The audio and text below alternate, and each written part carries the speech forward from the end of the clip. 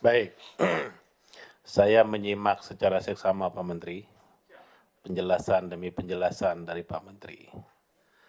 Biasa Pak, kita politisi itu biasanya jumpa pertama tuh begitu menggoda Pak.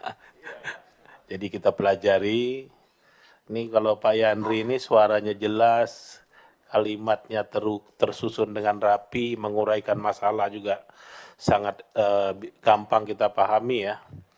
Jadi ini pujian Pak, bukan pujian apa, tapi memang saya menilai Bapak mumpuni di sana ya. Jadi selamat ulang tahun Pak Menteri. Makasih Pak Ketua, makasih. Selamat panjang umur ya. Tadi dapat kejutan, tadi dapat kue. Ya. Saya lagi makan, nasi masih di mulut, kue datang Pak. Makasih semuanya, tadi sudah memberikan ucapan.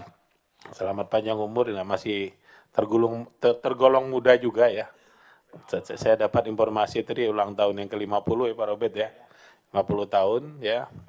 Masih punya waktu cukup panjang bisa mengabdi kepada bangsa dan negara ini ya. Dari cara Bapak berpikir, menguraikan persoalan, bertanggung jawab terhadap posisi hari ini, kami dari DPR Pak Pimpinan, kami menaruh dan seluruh anggota menaruh harapan besar kepada Pak Menteri untuk bisa menangani desa ini dengan baik, sehingga desa ini tidak hanya menjadi subjek Pak, tapi juga menjadi objek. Ini gampang diucapkan tapi tidak mudah untuk dilaksanakan. Ada banyak ide Pak Menteri tadi. Pertama, menurut saya Pak, kata kunci kita dalam pembangunan desa ini adalah berada pada pemberdayaan Pak. Berdayakanlah mereka. Untuk bisa memberdayakan desa itu mereka perlu ruang gerak Pak. Perlu support, perlu dibantu. Nah, bagaimana kita mensupport, bagaimana kita membantu? Salah satunya ada dana desa. Dan supporting apa lagi misalnya? Melalui CSR. Kemudian kepedulian perusahaan-perusahaan di sekitar desa. Ya, dan mungkin Pak Menteri, saya setuju Pak. Ini menurut saya langkah strategis dan cukup fundamental menurut saya kalau Pak Menteri lakukan. Diinventarisir Pak. Hari ini desa yang berada di kawasan-kawasan industri, desa yang berada di kawasan-kawasan produksi investasi, itu coba diinventarisir Pak. Bagaimana kesejahteraan masyarakatnya?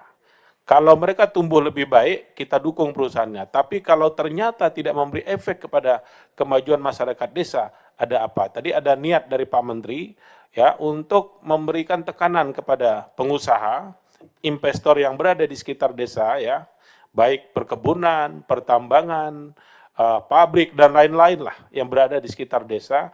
Bagaimana ini bisa memberi manfaat langsung kepada desa. Jangan hanya memberi manfaat negatifnya saja. Tadi Pak Menteri sudah cerita soal ketika pabrik datang di beberapa di aliran sungai di daerah Serang tadi Pak Menteri sebutkan, itu sungainya jadi rusak, ikan jadi hilang, air tidak bisa dimanfaatkan, bahkan bercocok tanam padi pun sekarang sudah sulit.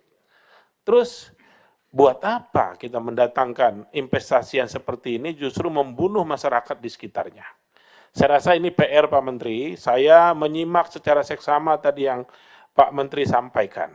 Kenapa? Kita tidak mungkin berharap banyak dengan dana yang Bapak punya. Ya, enggak bisa Pak.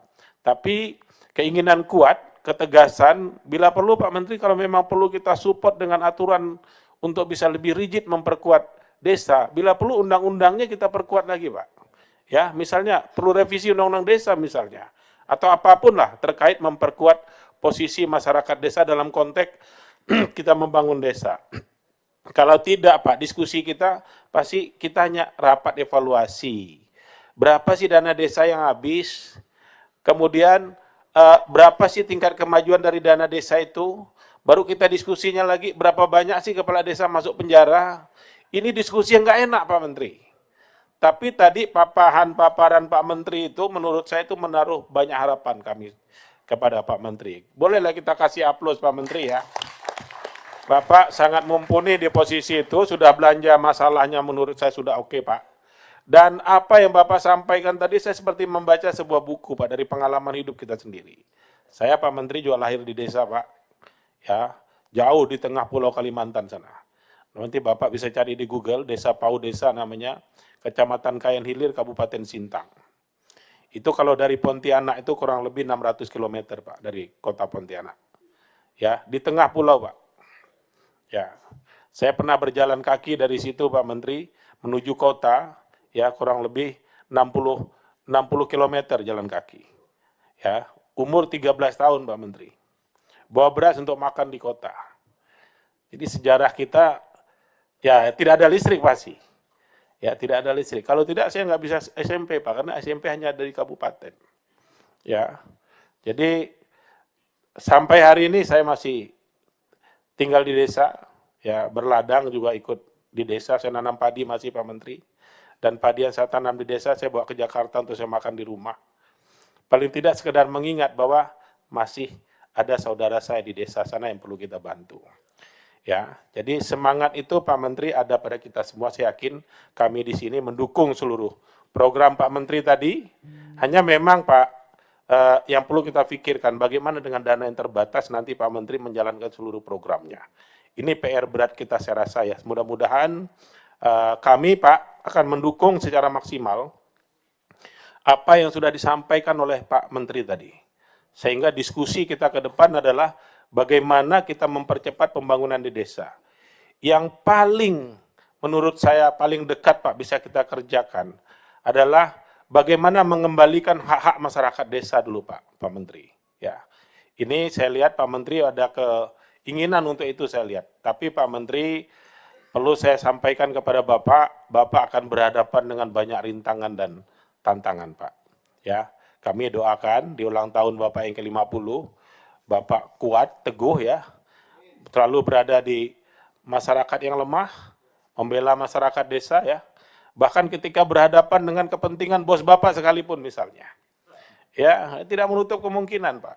Ya, kita kadang-kadang mengalami situasi yang tidak mudah dalam melaksanakan tugas dan tanggung jawab. Ya, terutama masyarakat yang berada di sekitar perkebunan. Masyarakat yang hari ini tanahnya diserahkan tidak menerima plasma misalnya. Ya. Kemudian ya mereka sudah kehilangan haknya, kehilangan keberadaannya. Demikian juga pertambangan. Lingkungannya hancur, tetapi masyarakat desanya menjadi miskin. Nanti bahan tambangnya habis, tinggal kehancuran yang tinggal dan kemiskinan yang ada di sana. Kita berharap dengan adanya Pak Menteri belum terlambat Pak kita. Saya yakin kita belum terlambat dengan Pak Menteri dengan seluruh visi dan pemikirannya tadi, kita tunggu Pak. Ya, dan kami akan beriringan membackup Pak Menteri dari belakang. Secara politik hanya itu bisa kami lakukan ya. Dan itu dengan doa Pak.